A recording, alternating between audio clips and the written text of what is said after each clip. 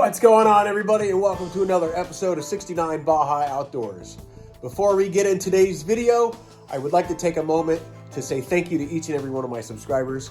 And I am trying to reach 1,000 subscribers before New Year's. I don't know if that's going to happen, but if you haven't already, please like, share, subscribe, and comment. On today's episode, we're going to be changing Mud Cricket's 8-pass oil cooler. We're switching it up to a 16-pass oil cooler that I picked up from a swap meet in Maryland. At any rate, let's get to it. So we've had cooling issues in the past. So today we're going to be replacing this oil cooler with the one that I picked up not long ago. So this is the oil cooler that I picked up. It is a 16-pass. It's twice the capacity as the original one that I have on the car. Now, Mud Cricket does run hot only on the interstate, and once she comes up to about 210, which takes quite some time for her to do that, I don't know how much more it'll go because I usually pull over long before that happens, but I believe the 16 pass is going to be enough. I don't think we're going to need the fan, so we're going to test it out, and it might take me till spring because the nighttime temps now are below freezing. We're gonna pull the fan off. We're gonna put the 16 pass oil cooler on there, and we're gonna get to it.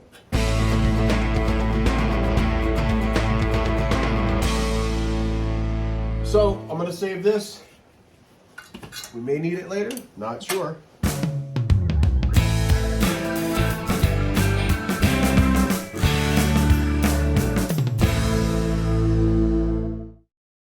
We're gonna get these cleaned up. I'm still debating whether or not I want to paint these or not. I actually want to clean this whole thing, and I do have some fin issues. I'm gonna sit here and pick all these out, but I can't run the fin comb over them,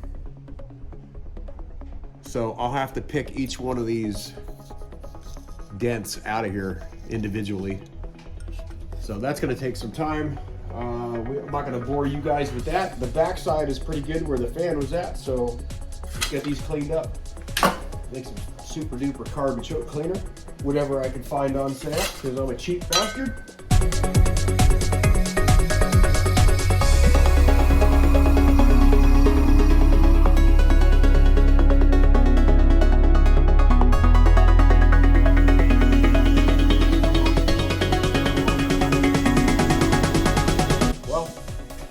Not too bad.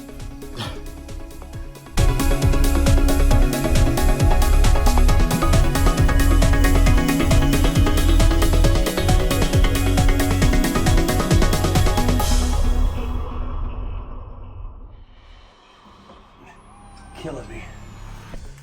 All right.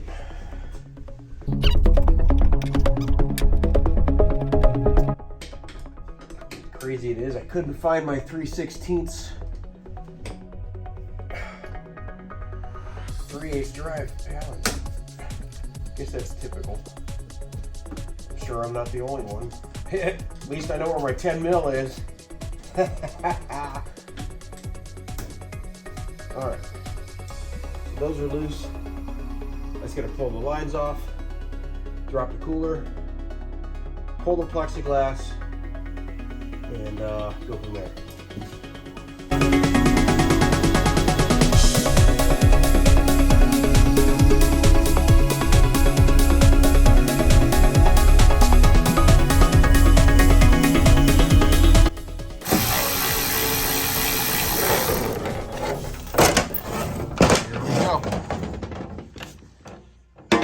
Plexiglass is free, so I don't know if I really want to mount it there or if I'm going to mount it. I think I'm just going to mount it up top to catch maximum airflow.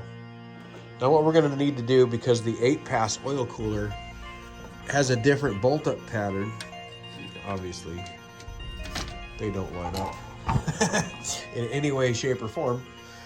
So what I want is for the top of the new oil cooler to be in the exact same spot where the original one was. So we're gonna need to make a plate to offset the holes. So coincidentally, I have a bunch of these left over from an old job.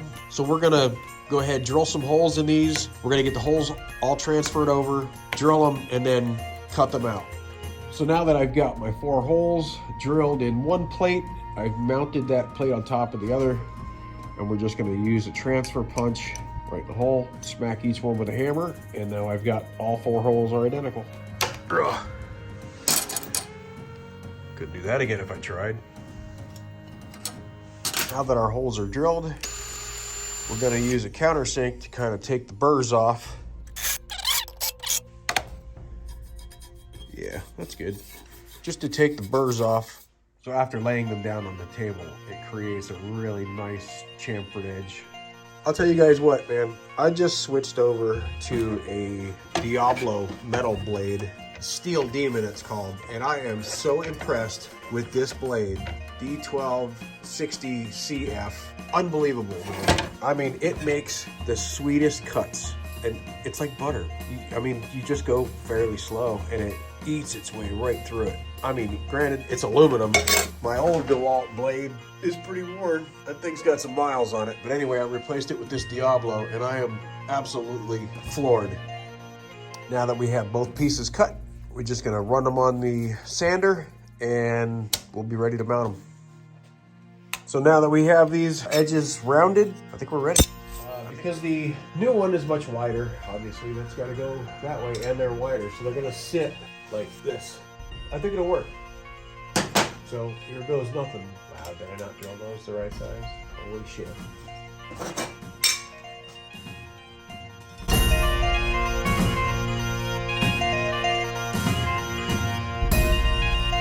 And it's gonna work. And it's gonna work great.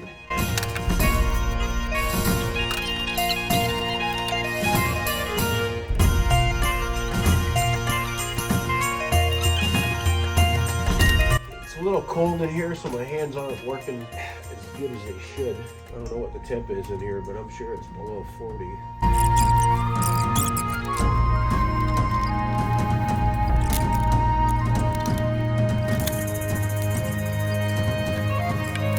don't understand it. No, I had this set up right. I don't get it. Okay, well, back to the drawing board, I suppose. Somehow I screwed up on my calculations. I'm really not understanding how I did that. I am absolutely floored right now. Damn it, man.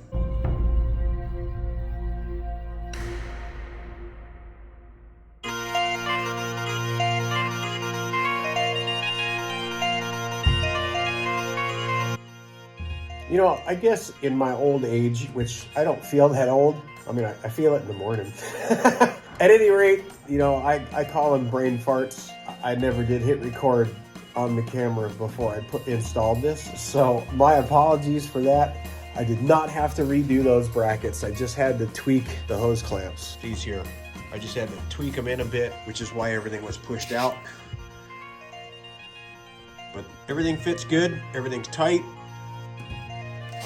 It's not above the roof rack, which I'm happy about that. It does have a little bit of movement, but that's probably good. It's vibration resistance, and they are nylock nuts, so that stuff's not going to come apart. And there it is. That's it. Like I said, it's high enough it's not going to affect my rear view, and it's below the rack, and it should catch a lot more air. And if needed, I can put the fan on later.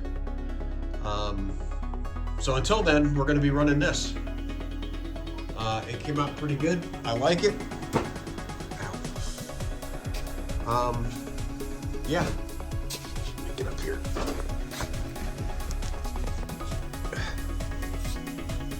The brackets here do not affect any of the airflow, so it does have a straight shot right in. I greatly appreciate each and every one of you watching. Thank you so much. And until next time, we'll catch you all on the flip side.